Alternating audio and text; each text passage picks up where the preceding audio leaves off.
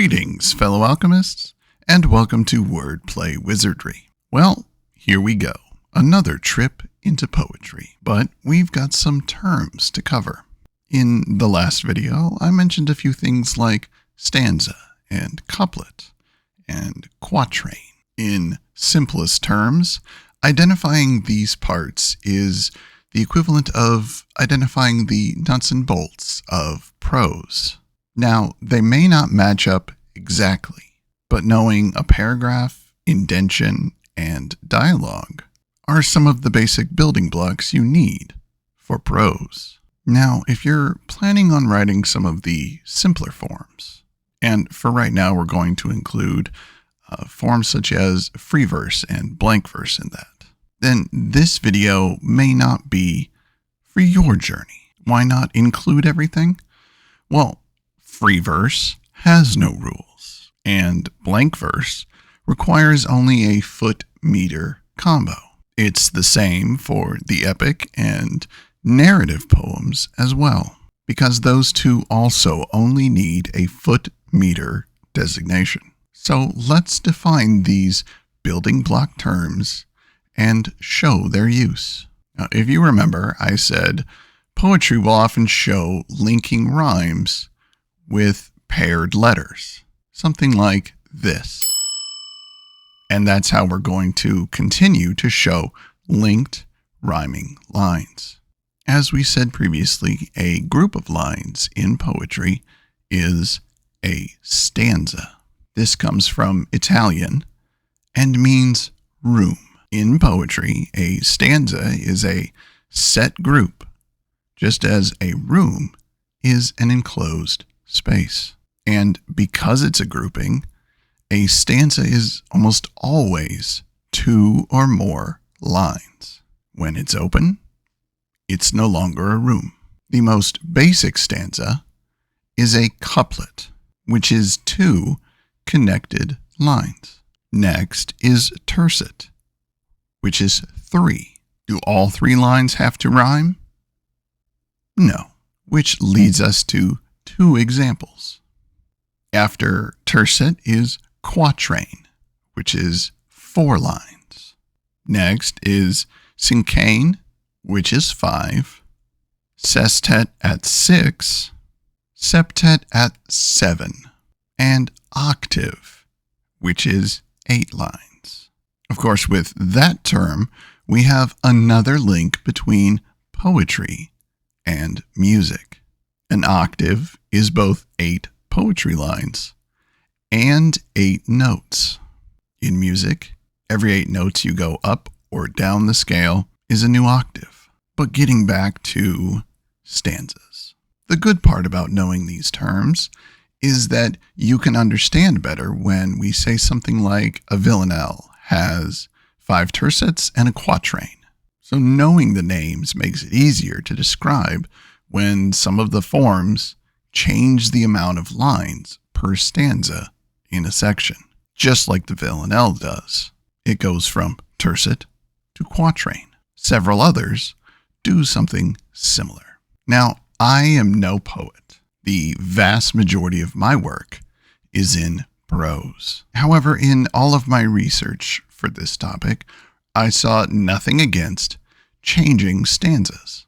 Now again, several of the forms have specific requirements. Sonnet, ballad, ghazal, villanelle, and several others. All of them require a specific stanza and rhyming scheme to be considered of that form. But poetry has become a true artistic landscape, hence why free verse and blank verse exist.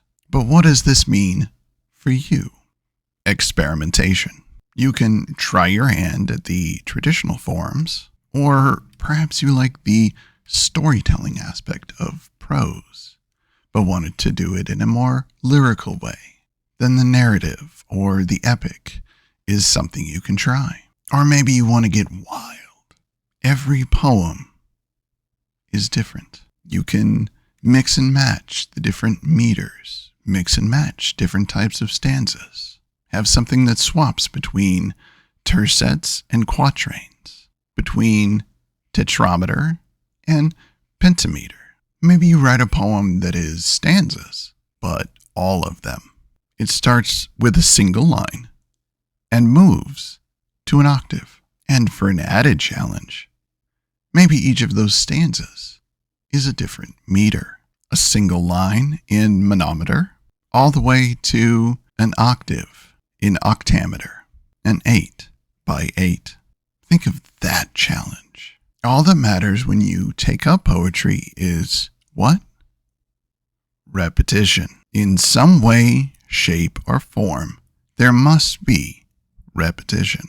Of course, all of this requires something a little extra on your part. Just as prose writers need to do research, so too does a poet. Just a different type of research. You need to expand your vocabulary. A thesaurus, a dictionary. Get all the help you can to find more words. I might recommend getting a print version of both of those, but they are technically both on the internet. Plus, there's websites out there that will help with synonyms. And, even better, some of them will categorize words by syllable count, meaning if you want a 4-syllable word for joy, you can find it. Now, here's the thing I want you to remember. Out of all literature, poetry is first and foremost an art form. Yes, there is art and creativity in fiction and nonfiction prose, but neither has the pure artistic flair that poetry has. All prose has a common format. Poetry doesn't. All prose has common rules. Poetry doesn't. Out of the millions of novels that are on the market, there are probably only a handful that change designs. And I can think of only one offhand that plays with formatting. But poetry has several styles that change the standard format. They each have their own rules. Each form has its own format, has its own style. So here's the difference. We write novels to tell stories. We write poetry to make art with words. And yes, narrative poetry does tell a story, but not to the same level as prose. Epic is close, but not quite there.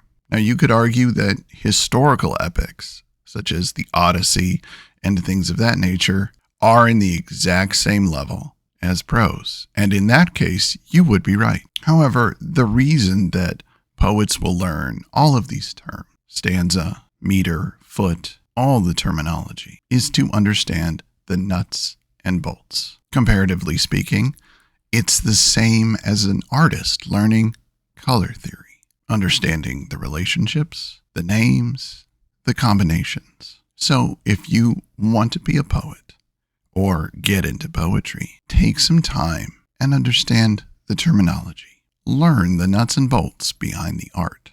Doing so will give you a greater understanding of the relationship between all of the parts. Give you better insight into how a poem will function, how it will sound, how it will read, and it will show you how to make it function better. Perhaps trochaic octaves don't work, but iambic septets do.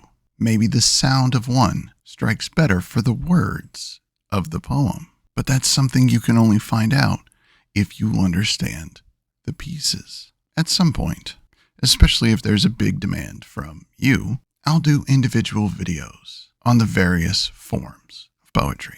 For now, thank you so much for tuning in. And until next time, fellow alchemists, take care.